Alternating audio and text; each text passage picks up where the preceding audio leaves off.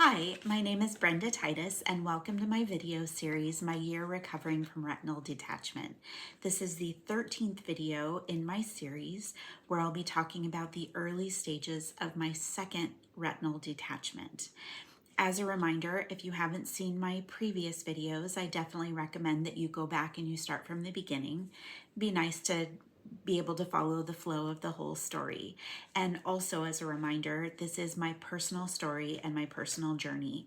Everybody's story is going to be different where it comes to this journey. And I am in no means want to be, I'm not a medical provider or anything like that. So I'm not trying to, take the place of any medical intervention.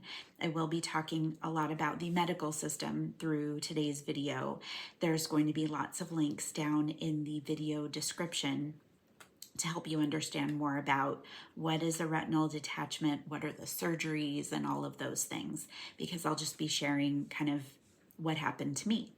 So in the last video, I mentioned that I was in France on vacation when I experienced the second retinal detachment. And as we went to get diagnosed, and they sent us to an emergency room. So the emergency room had sent us home and said to come back the next day. They said that I would need surgery as soon as possible. Now, we went through this before during the first retinal detachment. So I was very aware of, yes, we need to get surgery as soon as possible. However, I also knew that there were serious complications with being in Europe, several miles, very far from home, and having especially this particular surgery. So we went to the hospital the next morning, and I had fasted just in case I would have surgery. We went through all the tests and the waiting. We were in a hospital, like I said in a prior video, I believe it might be a teaching hospital. I'm not completely sure, but they did have a whole section that was specifically there for dealing with eyes and retinas and all of that. And so they did the test. They confirmed that, yes, I had a retinal detachment. And they said, well, let's have you go and we'll talk to the surgeon right here. And so I said, okay, great. We talked to the surgeon. And I forgot to mention this on the prior video, but the key with retinal detachment surgery is that it's very invasive, and the recovery is pretty dramatic. You have a week that you are in face down recovery. There's a gas bubble in your eye, and you can't fly or go into any kind of elevation until that gas bubble dissolves. Now, my first detachment, that took 8 weeks. So I knew that there was no way I was going to be staying in France for 8 weeks. So we were very desperate for learning what our options were. And one of the early doctors that we saw kind of said, well, you need to be sure that you get the surgery without that gas. And they'd mentioned some other alternatives. But that was not the surgeon. So the surgeon was very clear to say, oh, absolutely, you will need the gas. You will need everything that you did on this eye will have to be done on this eye. And we said, well, but we have to go home. And they did make the indication that we should actually travel home. And and that was a very, very hard and very scary decision to go home knowing that I was dealing with this medical condition. And I asked, well, will that make it worse? What are the risk factors? And for the most part, they did say that it wasn't actually going to make a difference. Basically, I'd already had the detachment. The worst had already happened. I'd heard that before with the first retinal detachment, so I understood, what we were dealing with. One thing that I do know, and I mentioned in another video, is that I don't remember what my vision was before my retinal detachment. And that isn't actually completely accurate. So I don't remember what my vision was in my left eye from the first retinal detachment. I do know that my vision in my right eye was 20/20, and it isn't anymore. I mean, I don't even know actually today what it is, but it was very, very hard to know that I had such good vision, because I didn't know then what was going to happen as I was going to have this surgery.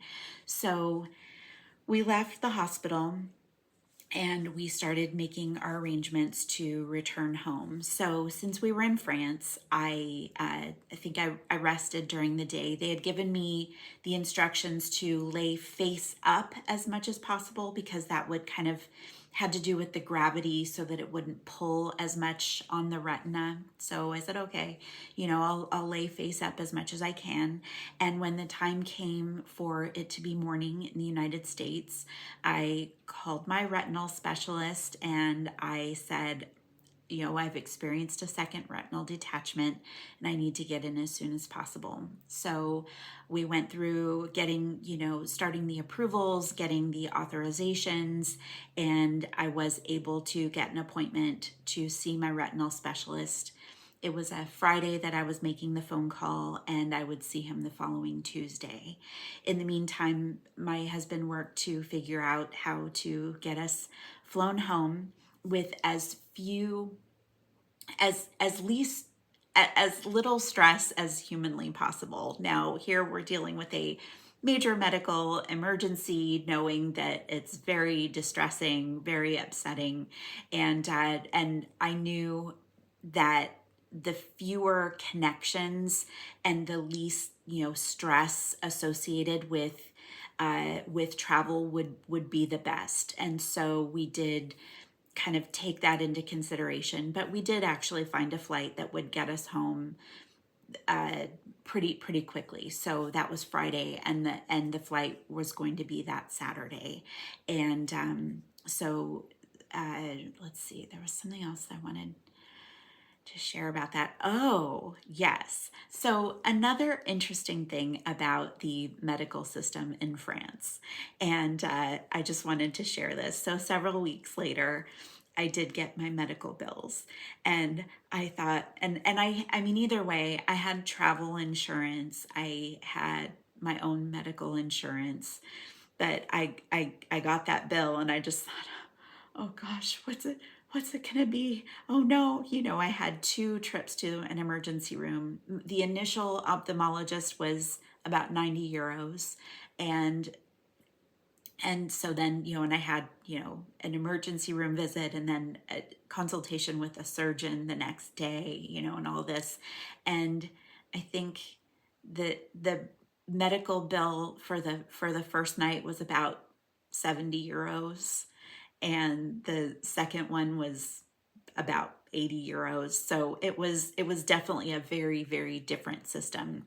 Now, of course, had I had surgery, I mean, I have no idea, but I did think it was kind of interesting.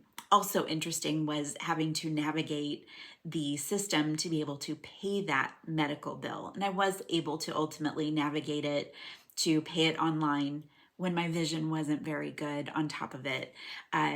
My husband actually speaks a little bit of French. He's been doing Duolingo for several years. And so he did actually an amazing job, actually, kind of to add, in addition, quite a few of the people, they spoke enough English that helped. And we also used Google Translate quite a bit. So especially, he wasn't, you know, a lot of the things that we needed to really address, he was able to type it into his phone and show them at the emergency room what we needed.